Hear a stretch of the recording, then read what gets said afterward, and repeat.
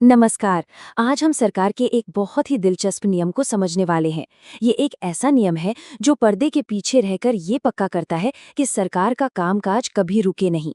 भले ही ये एक छोटा सा नियम लगे, पर इसका असर बहुत बड़ा है। और ये हमें दिखाता है कि कैसे कानून की छोटी छोटी बातें एक स्टेबल सोसाइटी की नींव रखती हैं।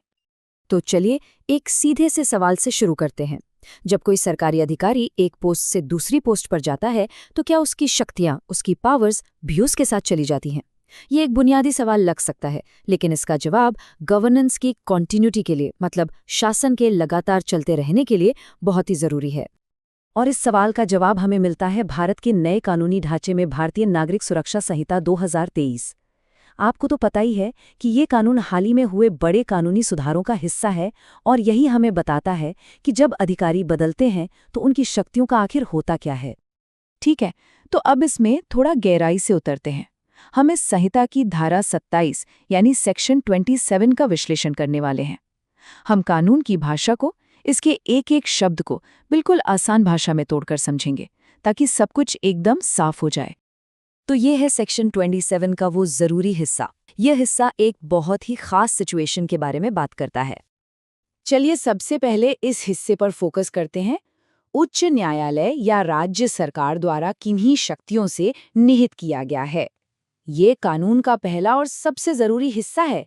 ये हमें बताता है कि ये शक्तियां आती कहाँ से हैं।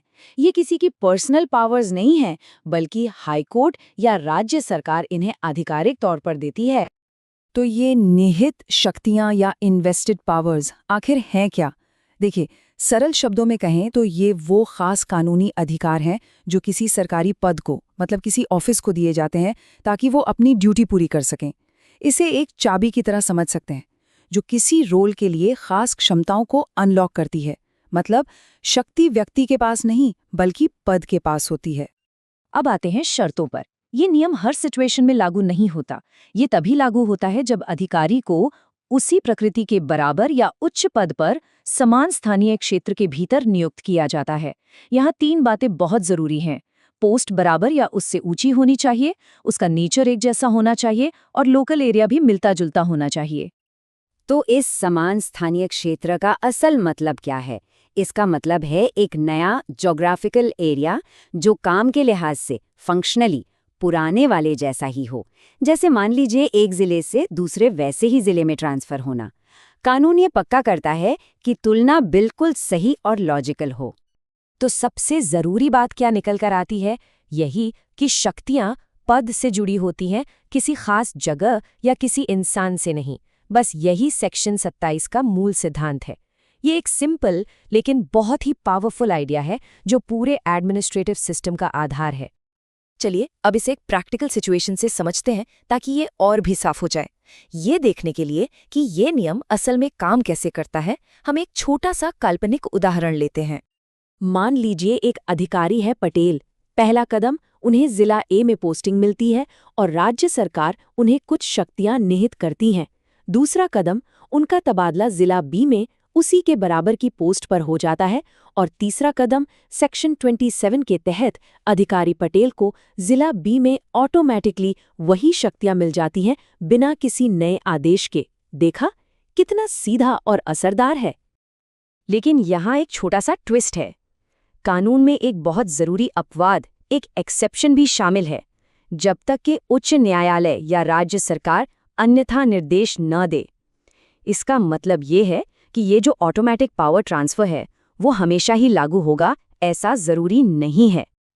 और यहाँ ये बात बहुत अच्छे से समझ आती है। एक तरफ है नियम जो कि डिफ़ॉल्ट सेटिंग है, शक्तियाँ अपने आप एक नई मिलती जुलती पोस्ट पर ट्रांसफ़र हो जाती हैं। और दूसरी तरफ है अपवाद। अगर हाईकोर्ट या राज्य सरकार साफ साफ मना कर दें तो इस ट्रांसफ़र को रोका जा सकता है।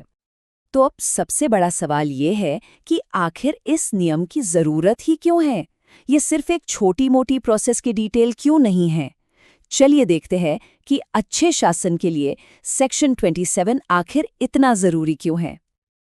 देखिए, इस नियम के उद्देश्य बहुत गहरे हैं। पहला, ये एडमिनिस्ट्रेटिव कंटिन्यूटी पक्की करता है, मतलब काम रुकता नहीं है। दूसरा, ये पावर वैक्यूम को रोकता है, मतलब ऐसी सिचुएशन नहीं बनती कि कोई फैसला लेने वाला ही मौजूद न हो। इससे अधिकारियों और जनता दोनों को कानूनी तौर पर एक निश्चितता मिलती है। और सबसे जरूरी, ये सरकारी कामकाज में एफिशिएंसी मतलब तेजी लाता है। जरा सोचिए, अगर ये नियम न हो तो क्या होगा? हर ट्रांसफर के बाद नई नोटिफिकेशन जारी होगी जिसमें हफ्तों लग सकते हैं और तब तक सारा काम ठप पड़ जाएगा। तो कुल मिलाकर ये एक छोटा सा नियम है जिसका असर बहुत बड़ा है।